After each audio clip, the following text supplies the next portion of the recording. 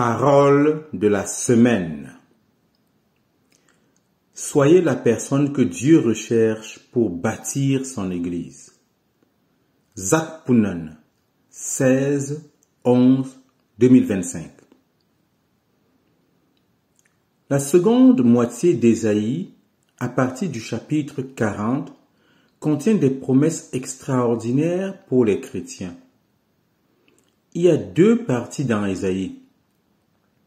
Les 39 premiers chapitres correspondent aux 39 livres de l'Ancien Testament et les 27 chapitres suivants aux 27 livres du Nouveau Testament. Les 27 derniers chapitres du livre d'Ésaïe sont essentiellement des prophéties de la Nouvelle Alliance. Plusieurs concernent Christ et beaucoup nous concernent, nous appelant à suivre les traces de Jésus, et portent ainsi des promesses remarquables dans Ésaïe, chapitre 40 à 66, qui s'appliquent à nous dans la Nouvelle Alliance. Ésaïe 66, versets 1 à 2, donne une image de la construction de la véritable Église de Jésus-Christ, contre laquelle les portes du séjour des morts ne prévaudront jamais. Le ciel est mon trône et la terre mon marchepied. Quelle maison pourrez-vous me bâtir?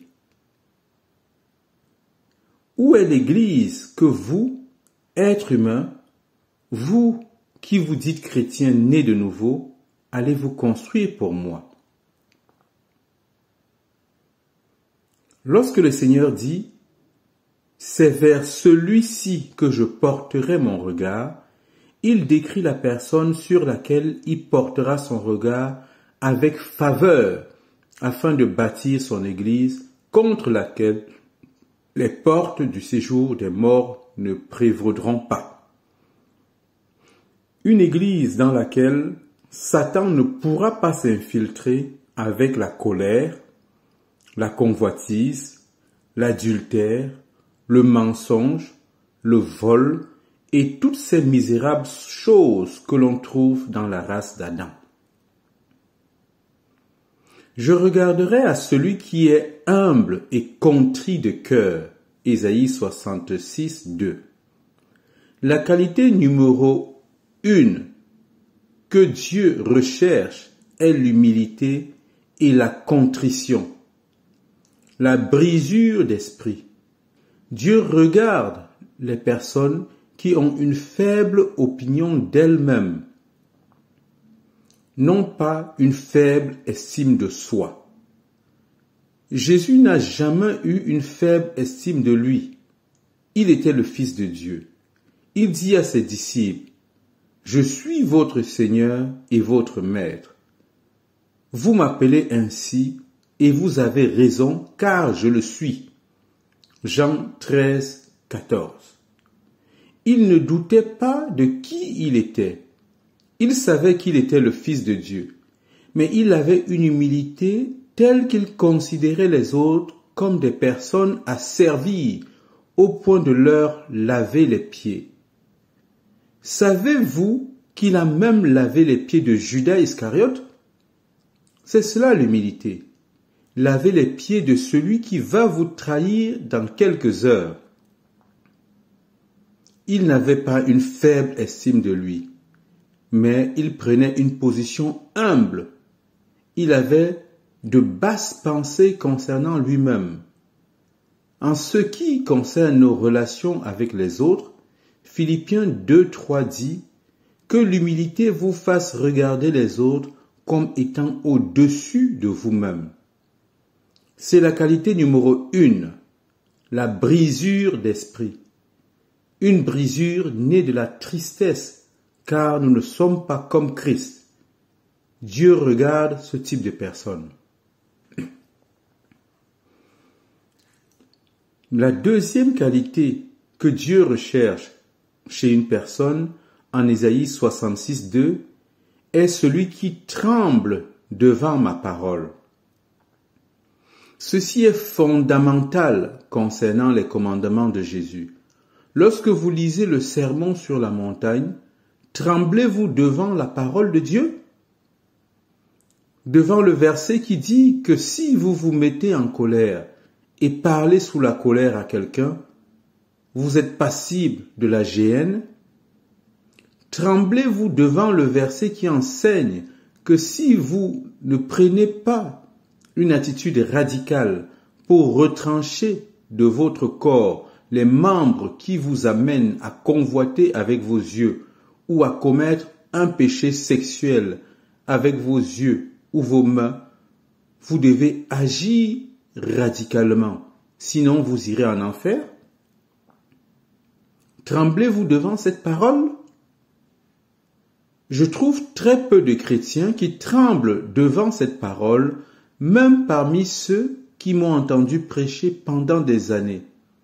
Je regrette même de dire que dans certaines des églises dont j'ai la charge, où les gens m'ont entendu prêcher contre ces péchés depuis 25 ans, ils ne tremblent pas devant cette parole.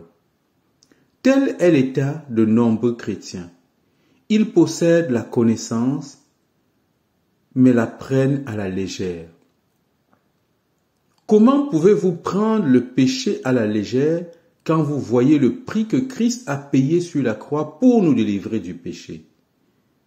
Il existe un cantique que je chante souvent en moi-même qui dit « À chaque tentation, fais-moi voir, Seigneur, aide-moi à voir mon Dieu seul, étendu, meurtri, et saignant sur la terre qu'il a créée.